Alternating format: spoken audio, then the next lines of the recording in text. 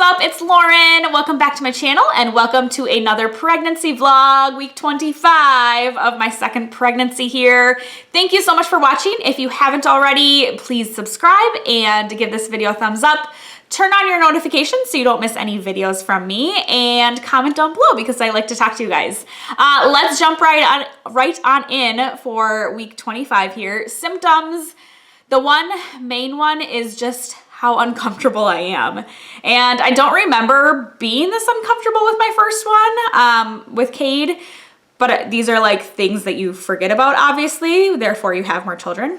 So you forget about the bad stuff. So yeah, I just feel really uncomfortable, really just like everything's tight and stretched out, and my stomach is just like rock hard, especially by the end of the day. I feel like no matter, if I eat well or how much water or like whatever, by the end of the day, I'm just like waddling and grunting and groaning and just so uncomfortable. And then by the next morning, I can like get out of bed and be fine. So yeah, probably just a lot of like bloating and, everything you eat and drink throughout the day. So just being uncomfortable, and I don't want to sit here and complain more. I thought it was interesting, Amy Briggs. What up, Amy, if you're watching? One of my viewers commented on a couple of videos ago asking if I have any embarrassing or like TMI symptoms of pregnancy. So I guess I'll touch on a couple of those. I have a couple of them written down here. So definitely at the beginning of the pregnancy, dealing with the lovely constipation and just being really uncomfortable because you're not able to poop. I will say that I am regular now, and I think I give some props to my morning coffee, which definitely helps me go.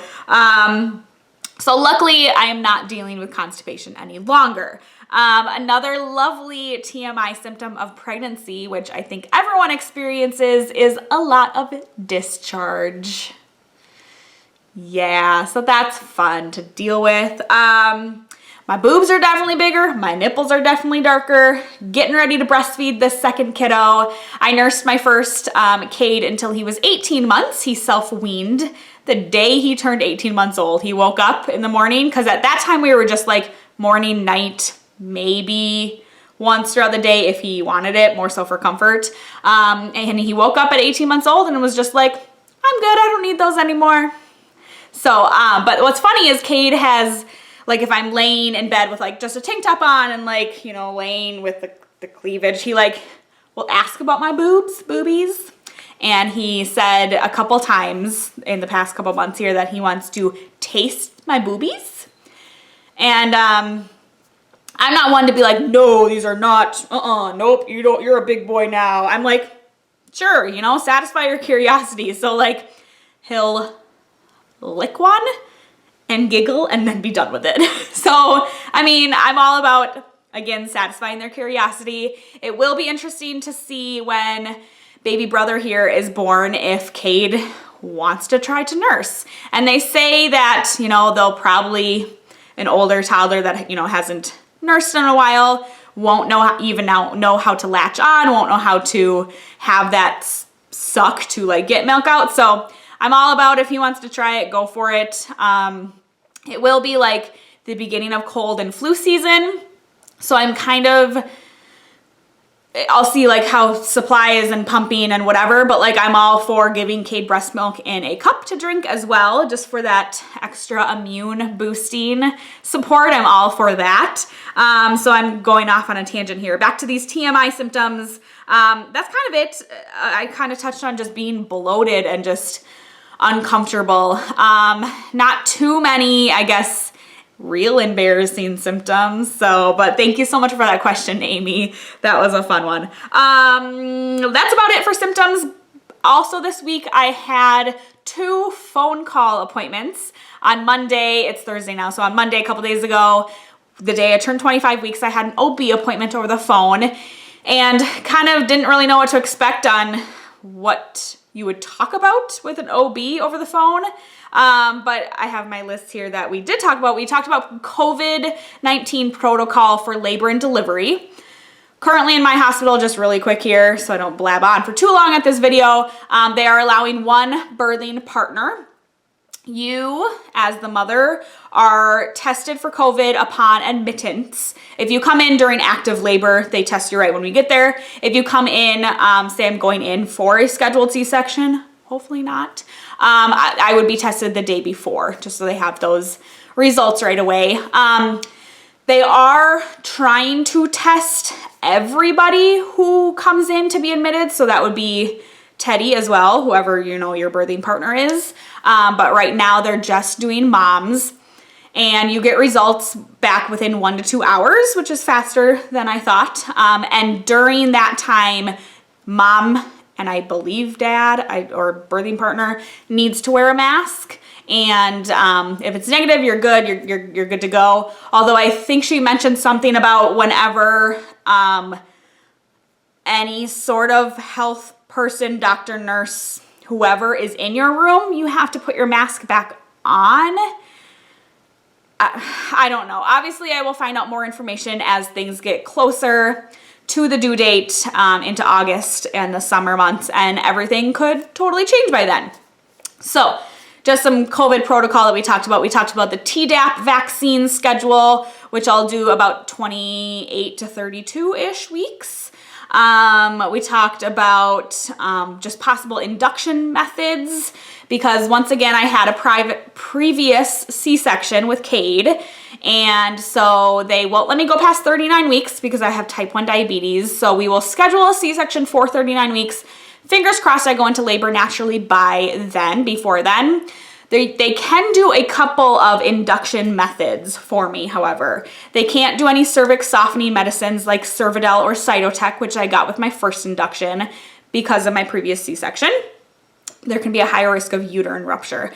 What they can do is, if I'm dilated at all, she can do a membrane sweep, she can attempt to break my waters, and she can try to do a Foley bulb catheter.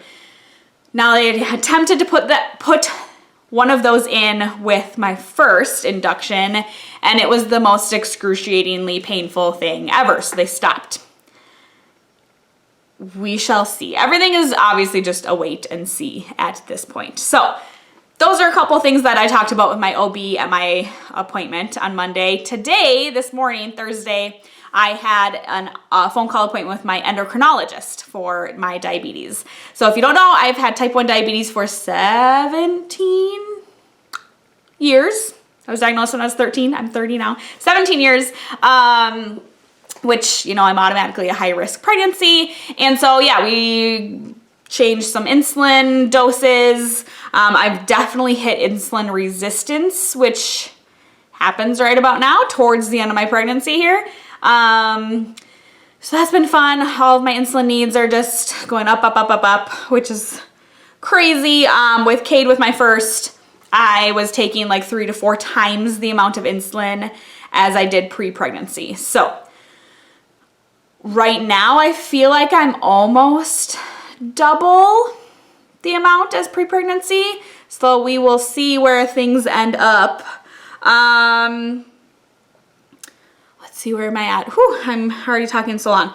What else are we doing? We are taking down the old nursery decor. If you saw a couple videos ago, I posted a video about Cade's new big boy room, which he is doing so well with. He's taking a nap right now. I don't really know if you can see him, but he's like under his little comforter in his big boy bed. He's so old, oh my God. So yes, we are taking down the old nursery decor and we are getting ready to paint. Currently there's like a gray on the top and a blue on the bottom. I'll insert a picture here. And I am wanting just to do a darker gray on the bottom. And there's a website on the Sherwin-Williams website. You can virtually paint a room. So that's what I did in this picture here. So I think it'll look good, the two-tone gray, and we will be revealing the theme and everything soon here. And we will be doing a name reveal video as well. I'm starting to work on that, and I'm so excited to share with you what his name is gonna be. I hope you love it as much as we do. What else going on? The state of Minnesota, where we live, is starting to gradually open back, gradually open back up. Our stay-at-home order ended on Monday of this week, so a couple days ago. However, we're just gonna continue to kind of self-quarantine. We're having a couple of play dates with some like closer friends outside. So kind of like gradually opening our circle back up.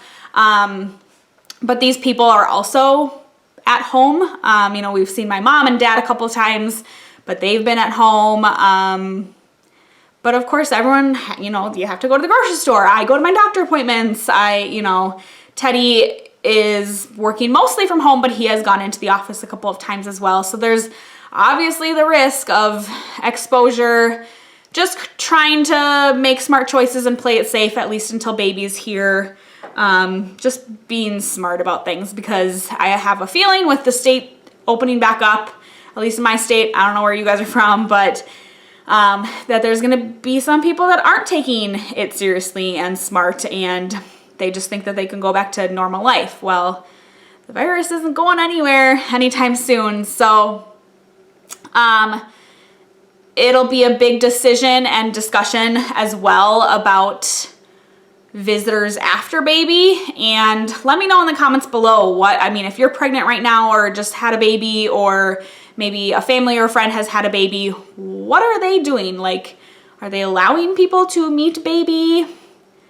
Especially like grandparents. I mean, do they hold them? Do they just wear a mask and, you know, be smart and wash? And or do you not have anybody meet your new baby at all? Like, these are my stressors right now, you guys.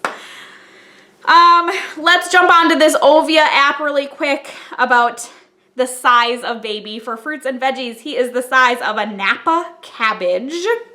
For the Parisian bakery, he is the size of a tatin, an upside down tart. Okay. All right. Fun and games, he is the size of a baseball glove. That seems huge. Seems so big. And then for weird but cute animals, he's the size of a prairie dog. How cute is that? What else? Your baby is growing so big in his home, you may notice gas and bloating as a result. Wonderful. So we have reached viability. I think that was 24 weeks, so that's fun. His lungs are continuing to develop. Lots of kicking. This kid is so active, and Cade felt him the other day. We were laying on the couch, and I just kind of grabbed Cade's hand and put him on there, and he like looked at me. He's like, "Baby moving?" He said his name, but I was like, "Yeah, buddy." He has a hair color, if he has hair, which by my heartburn, I think he will be. I know that's an old wives' tale, but Cade was born with a lot of hair as well. He has a new sense of balance. He can tell which way is up and which way is down. He's gonna be rotating himself into position for birth, head down, feet up, which I'm hoping he is. I know he was breech at his anatomy scan, the 20-week ultrasound, but of course he's probably turned a dozen times by now. He is 14 inches and about 1.5 pounds, so he is growing and getting bigger, and so am I. So let me go ahead and show you the week 25 belly. Ugh. On my tiptoes again. Ooh, I feel like I wear this shirt a lot. That's quarantine life for you, huh? Same clothes, dirty house, messy hair, whatever. Week 25 belly. Again, I feel like I haven't changed a whole lot. I don't know, you tell me, do I look bigger?